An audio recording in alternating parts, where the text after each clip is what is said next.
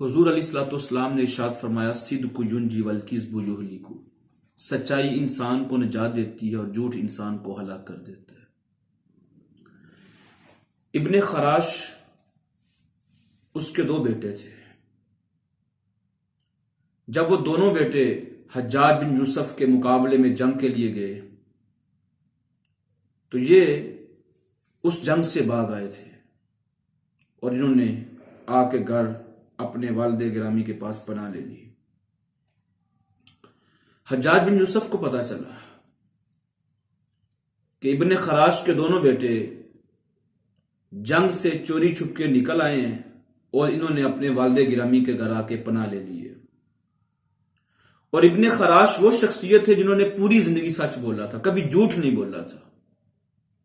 حجاج بن یوسف کہتا ہے کہ آج میں آزماتا ہوں ابن خراش کو کہ یہ جھوٹ بولتا ہے کہ سچ بولتا ہے، کیونکہ اولاد تو ہر باپ کو بڑی پیاری ہوتی ہے۔ آج پتا چلے گا کہ ابن خراش جو ہے وہ جھوٹ بولتا ہے کہ سچ بولتا ہے۔ حجاج بن یوسف نے ابن خراش کو اپنے پاس بلایا اور کہا کہ بتائیں آپ کے دونوں بیٹے کہاں ہیں، سچ سچ بتائیے گا۔ تو ابن خراش نے کہا کہ جان تو اللہ کی ہے، ایک دن جانی ہے، یہ اس کی امانت ہے، میں کیوں جھوٹ بولوں؟ کہا حجاج بن یوسف مجھے موت سے ڈر نہیں ہے، ایک دن وقت معین ہے، جب وہ وقت معین آ جانا ہے تو پھر میں نے اللہ کے پاس چلے جانا ہے، میں ڈروں گا نہیں کیونکہ میری موت کا ایک دن متعین ہے۔ ہاں میں سچ بولتا ہوں کہ وہ دونوں بیٹے میرے گھر میں ہیں۔ تو حجاج بن یوسف نے کہا تجھے بھی چھوڑتا ہوں، تیرے دونوں بیٹوں کو چھوڑتا ہوں تیرے سچ کی وجہ سے، کیونکہ مجھے اس کی انفارمیشن مل چکی تھی کہ تمہارے دونوں بیٹے تمہارے گھر میں ہیں، لیکن تم نے سچ بولا میرے ساتھ، جاؤ تمہاری جان بھی بخشی کی اور تمہارے بیٹوں کی بھی جان بخشی کی، تینوں کو میں معاف کرتا ہوں تمہارے صرف سچ کی وجہ سے۔ تو بتائیے گا، ذرا انصاف کیجئے گا، اپنے ضمیر سے ذرا بات کیجئے گا تھوڑی دیر ادھر رک کے، کہ ابن خراش کو بچانے والا، اس کے دونوں بیٹوں کو بچانے والا وہ کون سی چیز تھی؟ وہ سچ تھا، وہ سچ تھا، وہ سچ تھا۔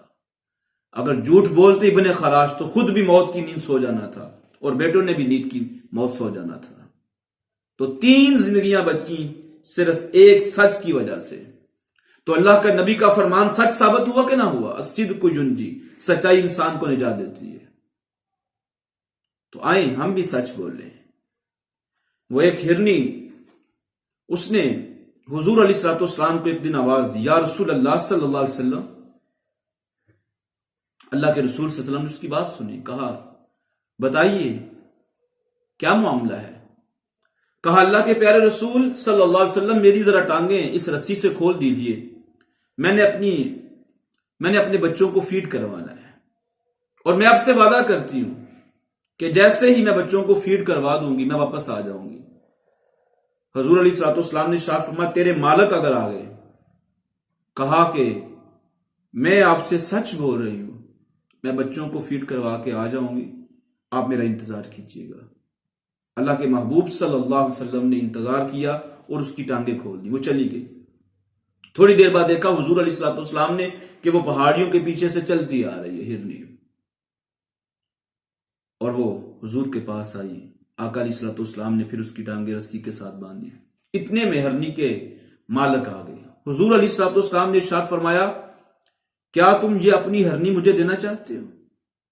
کہا اللہ کے پیارے رسول صلی اللہ علیہ وسلم یہ سب کچھ آپ کا ہے، آپ چاہیں تو اس کو لے جا سکتے ہیں۔ حضور علیہ الصلوۃ والسلام نے ارشاد فرمایا پھر مجھے دے دیجیے۔ حضور علیہ الصلوۃ والسلام نے مالک سے ہرنی کو لیا اور ہرنی سے کہا جاؤ آج کے بعد تم آزاد ہو، اپنے بچوں کے پاس چلی جاؤ۔ تو یہاں میں جو ہمیں سبق ملتا ہے میں اس کو بھی آپ کے گوش گزار کرنا چاہتا ہوں کہ ایک ہرنی نے حضور علیہ الصلوۃ والسلام سے سچ بولا کہ حضور میں آؤں گی، میں آپ سے وعدہ کر کے جا رہی ہوں۔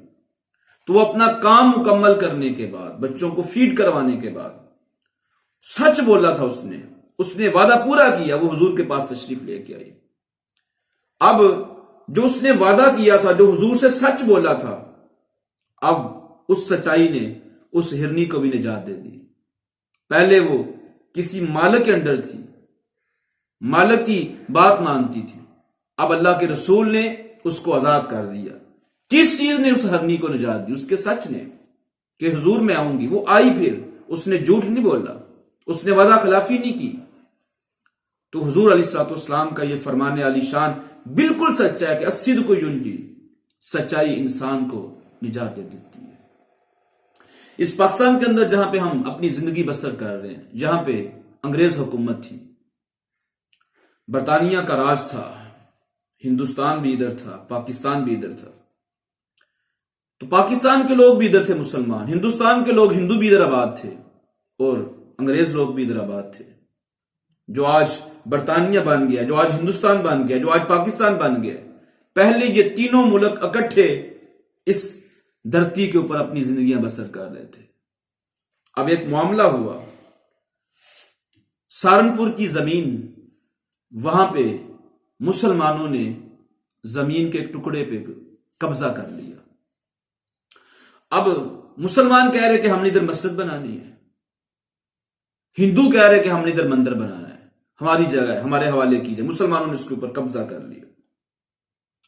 اب یہ مقدمہ عدالت میں پیش ہوا، انگریز جج تھا، اس کے سامنے جب یہ مقدمہ گیا تو انگریز جج نے ہندوؤں سے بولا کوئی گواہ پیش کرے، پھر یہ زمین آپ کے نام ہو سکتی ہے، کیونکہ مسلمانوں نے دعویٰ کر دیا کہ یہ زمین ہماری ہے۔ تو ہندوؤں نے کہا کہ مفتی مظفر حسین صاحب، ہم ان کو گواہ کے طور پہ پیش کرتے ہیں، جو مفتی مظفر حسین صاحب فیصلہ کریں گے ہمیں اس کے اوپر آمین ہے۔ تو مسلمانوں کے مفتی مظفر حسین صاحب جج کے سامنے پیش ہوتے، جج صاحب نے کہا، وہ جو انگریز جج تھا، کہا کہ بتائیے یہ زمین جس کے اوپر جھگڑا ہے ہندوؤں اور مسلمانوں کا، یہ کس کی زمین ہے؟ مسلمان سوچ رہے تھے کہ چلیں شکر ہے اپنے مفتی صاحب ہیں، مسلمان ہیں، ہمارے امام ہیں، تو یہ ہمارے حق میں فیصلہ کریں گے۔ لیکن مفتی صاحب نے سچ بولا انگریز جج کے سامنے کہ یہ ہندوؤں کی زمین ہے، مسلمانوں نے اس کے اوپر قبضہ کیا ہے۔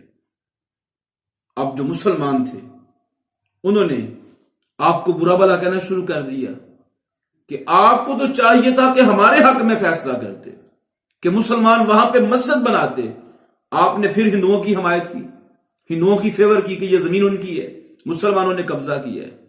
تو جب اس انگریز جج نے مفتی مظفر حسین صاحب کی زبان سے یہ سنا سچ، تو آپ نے ایک بڑا خوبصورت جملہ کہا۔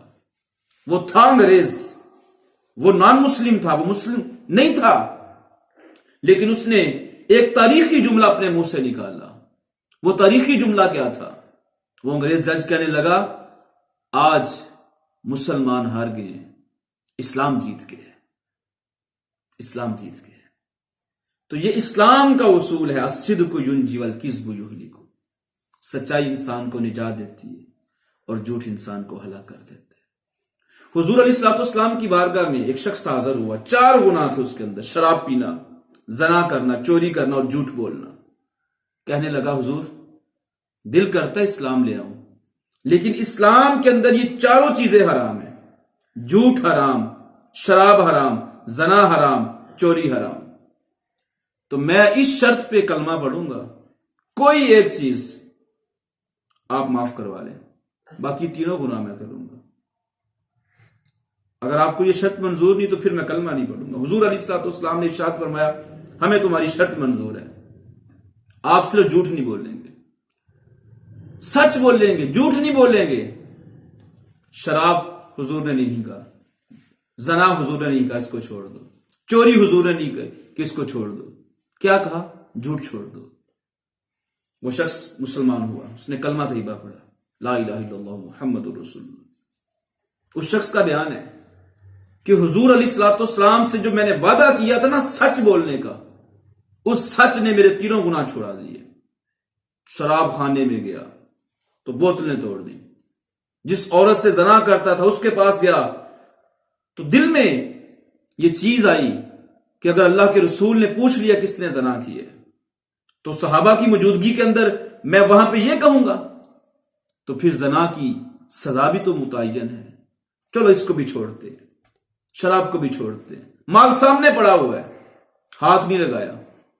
لوگ کیا کہیں گے کہ اس نے کلمہ پڑھا, اس کی نسبت حضور کے ساتھ ہے, یہ چوری کرتا ہے. تو پھر نسبت کا خیال رکھا کہ پہلے میری نسبت حضور کے ساتھ نہیں تھی, اب میری حضور کے ساتھ نسبت ہو گئی.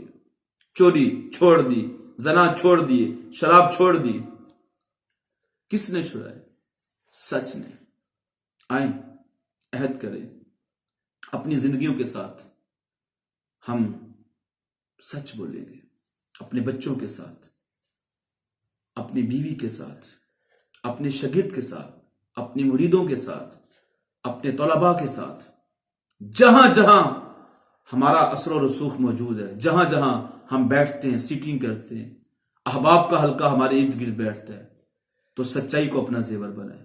اللہ تعالیٰ ہمیں سچ بولنے کی توفیق نصیب فرمائے. والسلام علیکم ورحمۃ اللہ وبرکاتہ.